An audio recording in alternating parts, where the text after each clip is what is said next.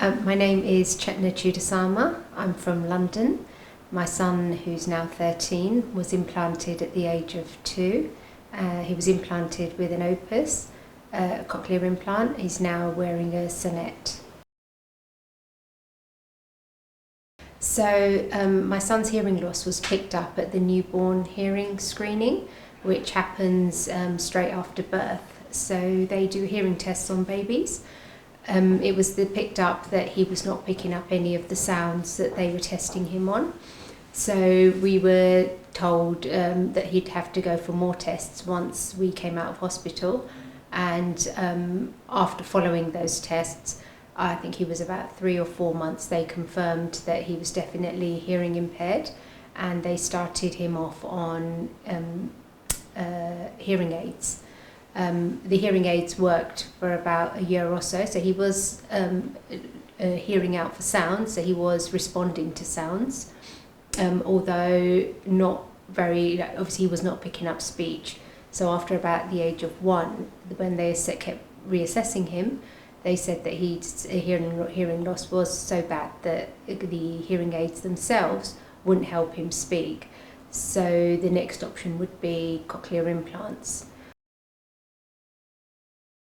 So I think my way of dealing with it probably was I just needed to do more research, and through that I connected with other charities and organisations who then I was able to network with other families, and they were able to share their experiences and just gave us tips on how to get things done, things like funding, getting extra support, making sure that he has a speech and language therapist, a TA, teachers of the deaf, which obviously we weren't aware of, and there was no one there to hand to tell us all this.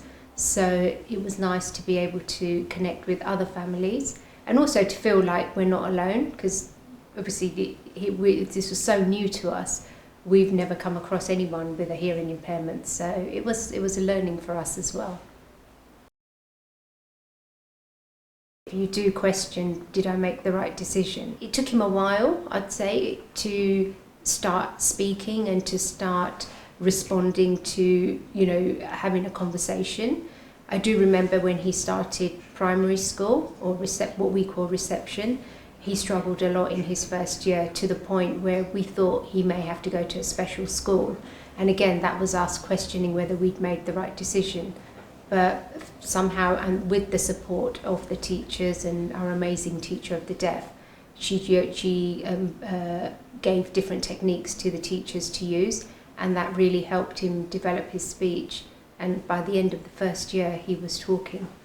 So yeah, and that's why, and again, that's what I want to reassure other families as well, that it can be slow, but they're using different techniques. There are so many options. Don't give up hope.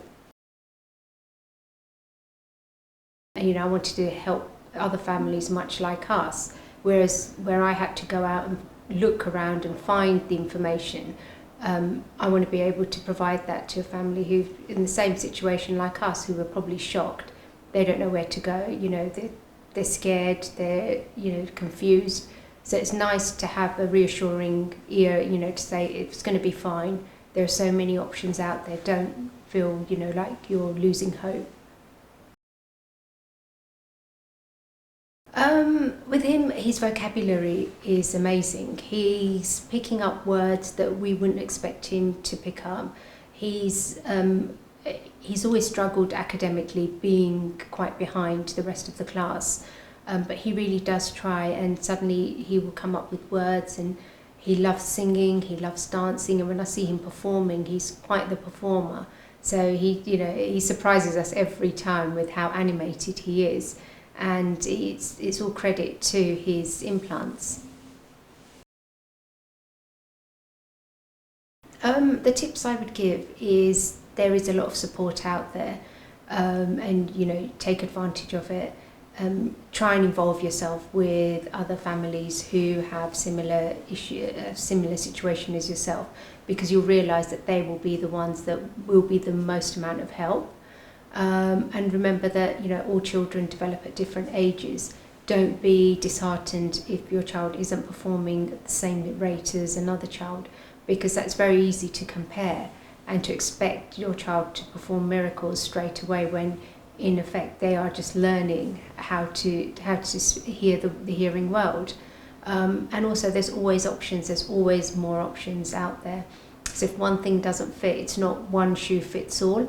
There are other options out there that you can try, and there is a whole resource of information if you just look and just join charities and organisations that can help.